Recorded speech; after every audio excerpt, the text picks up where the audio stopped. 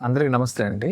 So, ఈ video చివరి వరకు చూడండి. మంచి ఇన్ఫర్మేటివ్ కంటెంట్ ఉంటది. సో, మొన్న ఒక ఓపీ సెషన్‌లో భార్యాభర్తలు మా దగ్గరికొచ్చారనమాట. వాళ్ళ హస్బెండ్‌కి మేము ఆల్రెడీ ట్రీట్మెంట్ చేసాము. రివ్యూ సెషన్‌కి ఎలా ఉంది అని తెలుసుకోవడం కోసం వచ్చారు. సో, అయితే తర్వాత వాళ్ళ ఆవిడ నాకు కంప్లెయింట్ చెప్పిందనమాట. అంటే ఓపీ సెషన్‌లో ఆయనకి బ్యాక్ పెయిన్ ఉంది. బ్యాక్ పెయిన్‌కు మేము ట్రీట్మెంట్ చేసాము. చాలా బాగా రికవర్ అయ్యారనమాట. సో, నేను అప్పుడు కొన్ని జాగ్రత్తలు మేము చెప్తామండి. ఆ జాగ్రత్తల్లో స్మోకింగ్ అనేది ఒక కీ ఫ్యాక్టర్ అనమాట. సహజంగా అందరూ అనుకోవచ్చు స్మోకింగ్‌కి, బ్యాక్ పెయిన్‌కి రిలేటెడ్ ఏంటంటే దానికి ఖచ్చితంగా లింక్ ఉంటదండి. స్మోకింగ్ వల్ల డైరెక్ట్‌గా లంగ్స్ ఎఫెక్ట్ అవుతాయో లేదంటే ఊపిరితిత్తులు డ్యామేజ్ అవుతాయి. ఇవన్నీ చాలా మంది చెప్తా ఉంటారు. అన్ని సినిమాస్ లో మనం చూస్తా ఉంటాం. కానీ ఎవరు పట్టించుకోరు. సో దాంతో అదే కాదు అండి.